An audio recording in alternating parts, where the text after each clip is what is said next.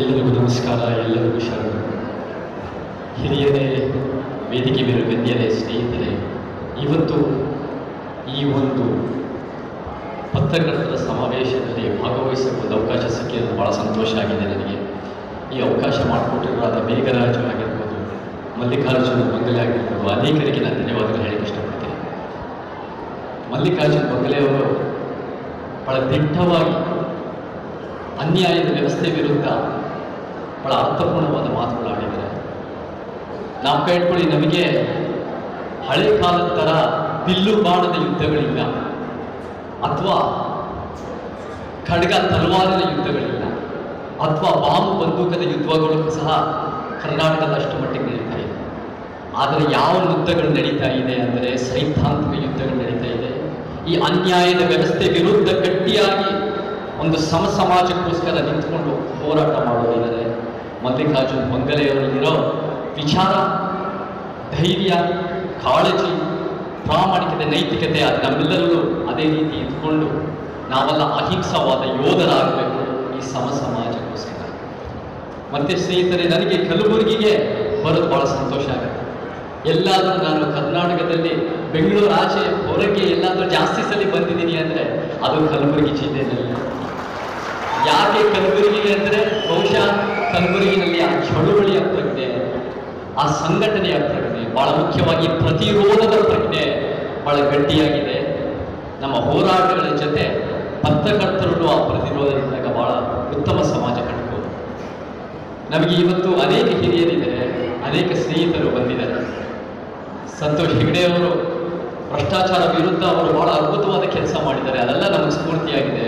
ಮತ್ತು ನಮ್ಮಂಥ ಯುವಕರಿಗೂ ಅವ್ರು ಯಾರು ಹೇಳ್ತಾರೆ ಒಳ್ಳೇದಾಗಿ ಒಳ್ಳೇದು ಮಾಡಿ ಅಂತ ಪ್ರೋತ್ಸಾಹಿಸ್ತಾರೆ, ಅದಕ್ಕೆ ನಮ್ಗೆ ಧನ್ಯವಾದಗಳು. ರಾಧಾ ಹಿರೇಗೌಡರು ಬಹಳ ಗಟ್ಟಿ ಧ್ವನಿಯಾಗಿ ಎಷ್ಟೋ ಒಂದು ಮಾಧ್ಯಮಗಳಲ್ಲಿ ಅನ್ಯಾಯದ ವಿರುದ್ಧ ಮಾತಾಡಿದ್ದಾರೆ.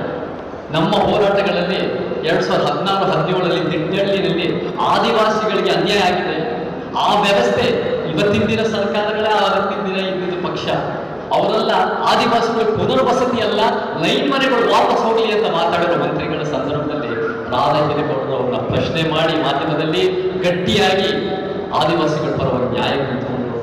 ಹಾಗೆ ನಾನು ಫೈರ್ ಅನ್ನೋ ಸಿನಿಮಾ ರಂಗದ ಲೈಂಗಿಕ ದೌರ್ಜನ್ಯ ಆಗಬಾರದು, ಒಂದು ಸಮಾಜವಾದ ಸಿನಿಮಾ ರಂಗ ಇರಬೇಕು ಅನ್ನೋಕ್ಕಿಂತ ಮುಂಚೆ ರಾಧಾ ಹಿರೇಗೌಡರು ಅವರ ಚಾನೆಲ್ನಲ್ಲಿ ಎಷ್ಟೋ ಈ ಧ್ವನಿಗಳು, ಒಂದು ಕಷ್ಟ ಆಗಿರೋರಿಗೆ, ಶೋಷಣೆ ಆಗಿರೋರಿಗೆ ಸಿನಿಮಾ ರಂಗದವರೆಗೂ ಮಾತಾಡೋಕ್ಕೆ ಅವಕಾಶ ಕೊಟ್ಟರು. ಅವರ ಕೆಲಸಗಳು ಇದೇ ರೀತಿ ಮುಂದುವರಿಸಲು ಅಂತ ಹೇಳಕ್ಕೆ ಇಷ್ಟಪಡ್ತೀನಿ. ಮತ್ತೆ ನಿಖೇತ್ ರಾಜ್ ಮೌರ್ಯ ಬಹಳ ಒಳ್ಳೆ ವಾಗ್ಮಿ. ನಾವು ಏನಕ್ಕೆ ನಿರೀಕ್ಷೆ ಮಾಡ್ತೀವಿ ಅಂದರೆ, ನಿಖೇತ್ ರಾಜ್ ಮೌರ್ಯ ಗೆಳೆಯ, ನೀವು ಮಾತುಗಳು ಪದಗಳು ಬಹಳ ಅದ್ಭುತವಾಗಿ ಬಳಸ್ತೀರ, ಆದರೆ ನಮ್ಮ ಮುಖ್ಯಮಂತ್ರಿಯವರಿಗೆ ನ್ಯಾಯದ ಪರಿಕಲ್ಪನೆಯನ್ನು ಹೇಳ್ಕೊಡಿ. ಯಾಕಂದ್ರೆ ಸಂವಿಧಾನ ಪೀಠಿಕೆಯಲ್ಲಿ ನ್ಯಾಯ ಅನ್ನೋದಿದೆ. ನನ್ನ ವ್ಯಾಖ್ಯಾನದ ಪ್ರಕಾರ ನ್ಯಾಯ ಅಂದರೆ ಇತಿಹಾಸದ ತಪ್ಪುಗಳನ್ನು ಸರಿಪಡಿಸೋದು. ಇತಿಹಾಸದ ತಪ್ಪುಗಳನ್ನ ಸರಿಪಡಿಸೋದು ಅಂದರೆ ಬರೀ ಭಾಷಣ ಮಾಡೋದಷ್ಟೇ ಅಲ್ಲ, ನಮ್ಮ ಯೋಜನೆಗಳು, ನೀತಿಗಳು, ಕಾನೂನುಗಳಲ್ಲಿ ಅದನ್ನು ನೀವು ಕಾರ್ಯರೂಪಕ್ಕೆ ತರ್ತೀರಾ ಅಂತ ನಂಬಿಕೆ ಇದೆ. ಯಾಕಂದ್ರೆ ನಮ್ಮಂಥವ್ರಿಗೆ, ನಮ್ಮಂಥ ಸಮಾನತಾವಾದಿಗಳಿಗೆ ನಮಗೆ ಮಾದರಿಗಳು ಯಾವ ಸಿನಿಮಾ ಸ್ಟಾರ್ಗಳಲ್ಲ, ಕ್ರಿಕೆಟ್ ಆಟಗಾರರಲ್ಲ, ಶ್ರೀಮಂತ ಉದ್ಯೋಗಿಗಳಲ್ಲ, ರಾಜಕಾರಣಿಗಳಲ್ಲ, ಮೌಢ್ಯ ಸಾರುವ ಸ್ವಾಮೀಜಿಗಳಲ್ಲ. ನಮ್ಮ ಮಾದರಿಗಳು ನಿಸ್ವಾರ್ಥವಾಗಿ ಸಮಾಜಕ್ಕೆ ಶ್ರಮಿಸ್ತಾರಲ್ಲ, ಅವರು ನಮ್ಮ ಮಾದರಿಗಳು. ಆ ನಿಟ್ಟಿನಲ್ಲಿ ನೀವು ಸಹ ಕೆಲಸ ಮಾಡ್ತೀರ ಅಂತ ನಂಬಿಕೆ ಇದೆ. ಯಾಕಂದ್ರೆ ಒಂದೇ ಹೇಳ್ತೀನಿ, ನಾವೆಲ್ಲ ಹುಟ್ಟಿರೋ ಜಾತಿಯ ನಮ್ಮ ಆಯ್ಕೆಯಲ್ಲ, ನಾವೆಲ್ಲ ಹುಟ್ಟಿರೋ ಧರ್ಮ ನಮ್ಮ ಆಯ್ಕೆಯಲ್ಲ, ನಾವೆಲ್ಲ ಹುಟ್ಟಿರೋ ಲಿಂಗ ನಮ್ಮ ಆಯ್ಕೆಯಲ್ಲ, ನಾವೆಲ್ಲ ಹುಟ್ಟಿರೋ ಊರು ನಮ್ಮ ಆಯ್ಕೆಯಲ್ಲ. ಆದರೆ ಯಾವುದು ನಮ್ಮ ಆಯ್ಕೆ ಅಂದರೆ ನಮ್ಮ ಸಿದ್ಧಾಂತ ನಮ್ಮ ಆಯ್ಕೆ, ಸಮಾನತೆಯೇ ನಮ್ಮ ಸಿದ್ಧಾಂತ, ನಾವೆಲ್ಲ ಸಮಾನತಾವಾದಿಗಳು ನಮ್ಮ ಆಯ್ಕೆ. ಯಾರಾದರೂ ಸಂವಿಧಾನ ಎತ್ತಿಡಿತಾ ಇದ್ದಾರೆ ಅಂದರೆ ನಾವಂತ ಸಮಾನತಾವಾದಿಗಳು ಅಂತ ನಾನು ಹೆಮ್ಮೆಯಿಂದ ಹೇಳಿರ್ತೀನಿ. ಮತ್ತೆ ಸ್ನೇಹಿತರೆ,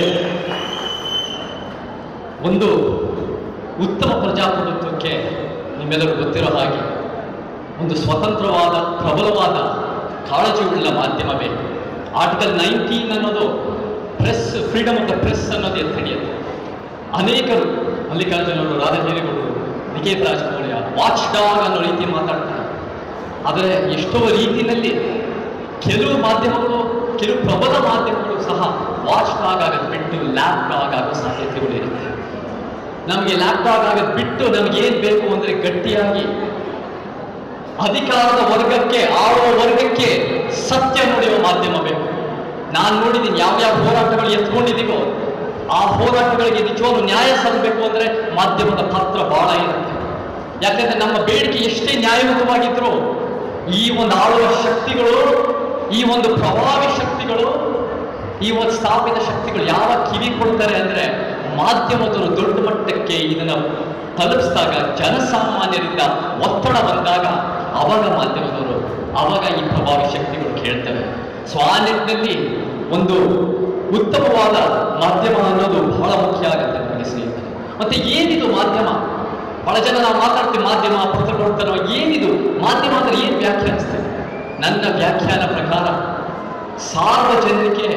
ಸಾರ್ವಜನಿಗೆ ಪ್ರಭಾವ ಮಾಡೋ ಮಾಹಿತಿ, ಅದೇ ಮಾಧ್ಯಮ. ಸಾರ್ವಜನಿಕ information that influences the public. ಅದು ಬರವಣಿಗೆಯಿಂದ ಇರ್ಬೋದು, ಅದು ಮಾತುಗಳಿಂದ ಇರ್ಬೋದು, ಪ್ರದರ್ಶನದಿಂದ ಇರ್ಬೋದು. ನಮಗೆ ಟಿವಿ ಗೊತ್ತಿದೆ, ರೇಡಿಯೋ ಗೊತ್ತಿದೆ, ಪೇಪರ್ ಗೊತ್ತಿದೆ, ರಂಗಭೂಮಿ ಬೀದಿ ನಾಟಕಗಳು ಸಹ ಇದೆ, ಸಿನಿಮಾನು ಸಹ ಮಾಧ್ಯಮನೇ, ಡಿಜಿಟಲ್ ಮಾಧ್ಯಮ ಇದೆ, ಅನೇಕ ಮಾಧ್ಯಮಗಳಿವೆ. ನಾವೆಲ್ಲ ಮಾತಾಡಿದಾಗ ಬಹಳ ಸುಲಭವಾಗಿ ಇವತ್ತಿನ ದಿನದ ಮಾಧ್ಯಮಗಳ ಬಗ್ಗೆ ಮಾತಾಡ್ತೀನಿ. ಆದರೆ ಎಷ್ಟು ವರ್ಷಗಳಿಂದ ಇತಿಹಾಸ ಇದೆ. ಯಾಕಂದ್ರೆ ಬಾಬಾ ಸಾಹೇಬರು, ಇವತ್ತು ಎಲ್ಲರಿಗೂ ಬಾಬಾ ಸಾಹೇಬರು ಬೇಕು, ಆದರೆ ಬಾಬಾ ಸಾಹೇಬರ ಸಮಾನತೆ ಅನ್ನೋದು ನಾವು ಎಷ್ಟು ಮಟ್ಟಿಗೆ ನೋಡ್ತಾ ಇದೀವಿ ಅನ್ನೋ ಪ್ರಶ್ನೆ ಬರುತ್ತೆ. ಆದ್ರೆ ಒಂದೇ ಹೇಳ್ತೀವಿ, ಬಾಬಾ ಸಾಹೇಬರು ಹೇಳ್ತಾರೆ ಇತಿಹಾಸ ತಿಳಿದಿರೋರು ಮಾತ್ರ ಇತಿಹಾಸ ಸೃಷ್ಟಿಸಬಹುದು ಅಂತ. ಮಾಧ್ಯಮದ ಇತಿಹಾಸ ನೋಡಿ, ಯಾವಾಗಿಂದ ಮಾಧ್ಯಮ ಇದೆ? 65,000 ವರ್ಷಗಳಿಂದ ಯಾವ ಗುಹೆ ಮೇಲೆ ಚಿತ್ರ ಬರಿತಾ ಇದ್ರು, ಯಾವ ಪ್ರಾಣಿಗಳು ನಾವು ತಿನ್ನಬಹುದು, ಯಾವ ಪ್ರಾಣಿಗಳು ನಾವು ತಿನ್ನಬಾರದು, ಅದು ಸಹ ಒಂದು ಮಾಧ್ಯಮನೇ.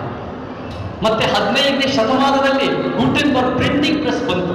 ಬರವಣಿಗೆ ಕೈಯಿಂದ ಆದ ಪ್ರಿಂಟಿಂಗ್ ಪ್ರೆಸ್ ಇಂದ ಎಷ್ಟೋ ವಿಚಾರಗಳು ಮೂಲಕ್ಕೆ ತಲುಪಿತು. ಅದೇ ರೀತಿಯಲ್ಲಿ ಇಂಟರ್ನೆಟ್ ಟು ಡಿಜಿಟಲ್ ಇವಾಗ ಆಧುನಿಕವಾಗಿ ತರ್ತಾ ಇದೆ. ಮತ್ತೆ ನಿಖೇತ್ ರಾಜ್ ಮೌರ್ಯ ಹೇಳಿದ AI ಬರ್ತಾ ಇದೆ. ನಮ್ಮ ಬೆರಳಿಗೆ ಯಾವ ಬೇಕಾದ್ರೂ ಮಾಹಿತಿ ಸಿಗತ್ತೆ, ಇನ್ಫಾರ್ಮೇಶನ್, ಒಂದು ಫ್ಯಾಕ್ಟ್ಸ್ ಅಂಡ್ ಫಿಗರ್ಸ್. ಆದರೆ ಮಾಧ್ಯಮದವರ ಜವಾಬ್ದಾರಿ ಬರೀ ಮಾಹಿತಿ, ಇನ್ಫಾರ್ಮೇಶನ್, ಫ್ಯಾಕ್ಟ್ಸ್ ಅಂಡ್ ಫಿಗರ್ಸ್ ತೋರಿಸೋದಷ್ಟೇ ಅಲ್ಲ, ನಮಗೆ ಯಾವ ರೀತಿ ಈ ಒಂದು ಭೇದ ಭಾವನೆ ವ್ಯವಸ್ಥೆನ ಪ್ರಶ್ನೆ ಮಾಡಬಹುದು ಅನ್ನೋ ಒಂದು ಪ್ರಜ್ಞೆ ಮತ್ತು ಜ್ಞಾನ ಕೂಡ ಮಾಧ್ಯಮದವರ ಕರ್ತವ್ಯ ಆಗುತ್ತೆ. ನೀವೆಲ್ಲ ಸಹ ಅದನ್ನು ಮಾಡ್ತಿರೋ ಅನ್ನೋ ನಂಬಿಕೆ ನನಗಿದೆ. ಮತ್ತೆ ಇತಿಹಾಸ ಅಂದಾಗ ಹೌದು, ಬಾಂಗ್ಲಾದೇಶದಲ್ಲಿ ಬಹುಶಃ ಆಗಿರ್ಬೋದು, ಮಾಧ್ಯಮದವ್ರನ್ನ ಒಂದು ರೀತಿ ಸ್ವಾಧೀನಪಡಿಸ್ಕೊಂಡಿರ್ಬೋದು ಅಥವಾ ದಬ್ಬಾಳಿಕೆ ಮಾಡಿರ್ಬೋದು. ಬಟ್ ಅದೇ ನಮ್ಮ ದೇಶದಲ್ಲಿ ಆಗಿಲ್ಲ ಅಂತ ಹೇಳಕ್ಕಾಗಲ್ಲ. 1975 77 ಏನಾಯ್ತು? ನಮ್ಮ ಇಡೀ ದೇಶದಲ್ಲಿ ಬಹಳ ದುರಂತವಾದ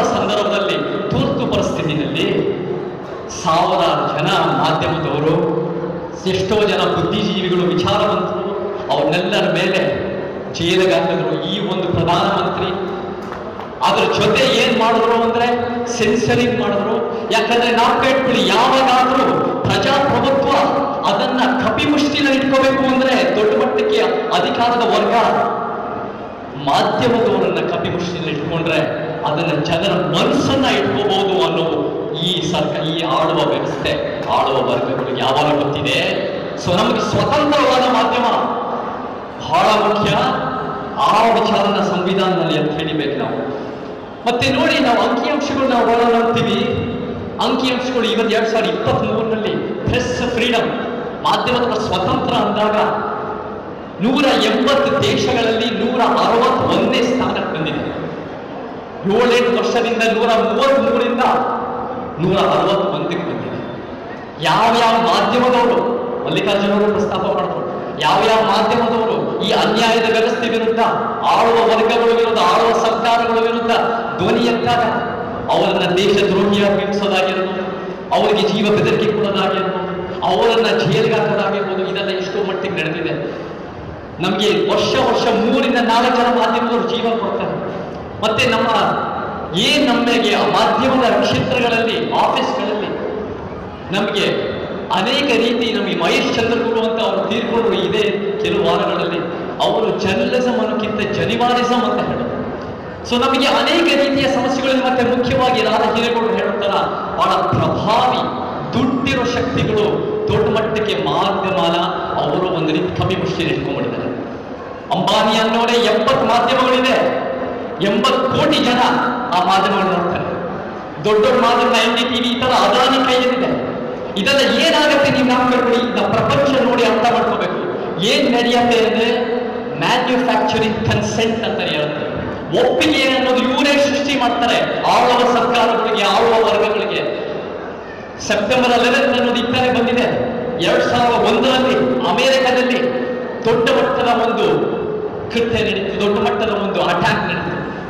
ಅದರ ನಂತರ ಸುಳ್ಳ ರೀತಿಯಲ್ಲಿ ಬಹಳ ಮಾಧ್ಯಮದವರು, ನ್ಯೂಯಾರ್ಕ್ ಟೈಮ್ಸ್ ಇರ್ಬೋದು, ರೂಪರ್ಟ್ ಮರ್ಡಾಕ್ ಇರ್ಬೋದು, ಅವರೆಲ್ಲ ಏನ್ ಸೃಷ್ಟಿ ಮಾಡಿದ್ರು ಅಂದ್ರೆ ಅನೇಕ ಕಡೆ ನಮಗೆ ವೆಪನ್ಸ್ ಮ್ಯಾಸ್ ಡಿಸ್ಟ್ರಕ್ಷನ್ ಇದೆ ಅಂತ ಜನರನ್ನು ನಂಬಿಸ್ಬಿಟ್ರು. ಆಮೇಲೆ ಅಮೆರಿಕ ಏನ್ ಮಾಡ್ತು, ದೇಶ ದೊಡ್ಡ ಮಟ್ಟಕ್ಕೆ ಇರಾಕ್ ಮೇಲೆ ಯುದ್ಧ ಮಾಡ್ತು. 2 ಲಕ್ಷ ಜನ ಅಮಾಯಕರನ್ನು ಸಾಯಿಸಿದೆ. ಸೊ ನಮ್ಗೆ ಈ ಮ್ಯಾನ್ಯುಫ್ಯಾಕ್ಚರಿಂಗ್ ಕನ್ಸೆಂಟ್, ಯಾರಾದ್ರೂ ಭಯೋತ್ಪಾದಕರಂದ್ರೆ ಅದ್ಯಾವ ಧರ್ಮದವರು, ಜಾತಿದವರಲ್ಲ. ಅಮೆರಿಕ ಅನ್ನೋ ದೇಶ, ಇಸ್ರೇಲ್ ಅನ್ನೋ ದೇಶ ಅಮಾಯಕರಿಗೆ ಯಾವೊಂದು ಸೈನ್ಯ ಉಪಯೋಗಿಸ್ಕೊಂಡು ದಾಳಿ ಮಾಡ್ತಾ ಇದ್ದಾರಲ್ಲ, ಸಾಯಿಸ್ತಾ ಇದ್ದಾರಲ್ಲ, ಅದು ಬಹಳ ದೊಡ್ಡ ಮಟ್ಟದ ಭಯೋತ್ಪಾದನೆ. ನೀವೆಲ್ಲ ಮಾಧ್ಯಮದವರಾಗಿ ಅದನ್ನು ಸಹ ಪ್ರಶ್ನೆ ಮಾಡಬೇಕು.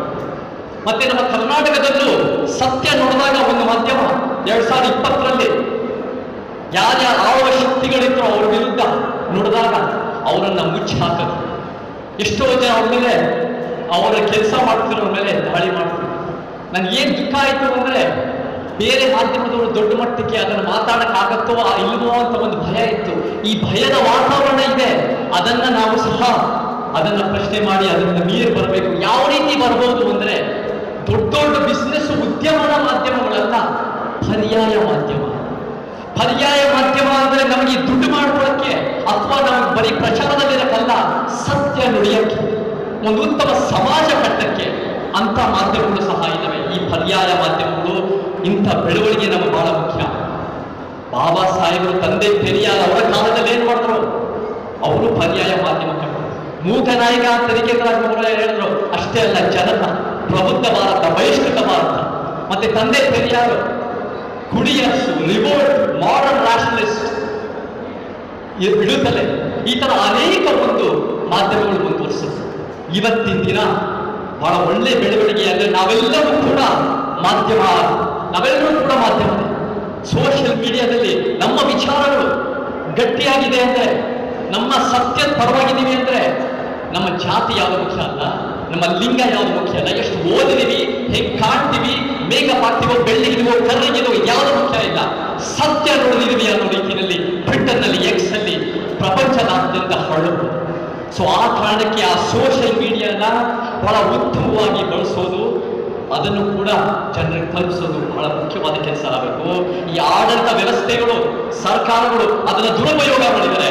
ಆದರೆ ನಿಮ್ಮಿಂದ ಅದನ್ನು ಸತ್ಯಕ್ಕೋಸ್ಕರ, ನ್ಯಾಯಕ್ಕೋಸ್ಕರ, ಸಮಾನತೆಗೋಸ್ಕರ ಉಪಯೋಗಿಸಕ್ಕೆ ಸಾಧ್ಯತೆಗಳಿದೆ ಅಂತ ನಾವು ನಂಬ್ತೀವಿ. ಮತ್ತೆ ಇದೇ ತಿಂಗಳು 5-6 ವರ್ಷದ ಹಿಂದೆ, 7 ವರ್ಷದ ಹಿಂದೆ ಗೌರಿ ಲಂಕೇಶ್ ಜೀವ ಕೊಟ್ಟರು.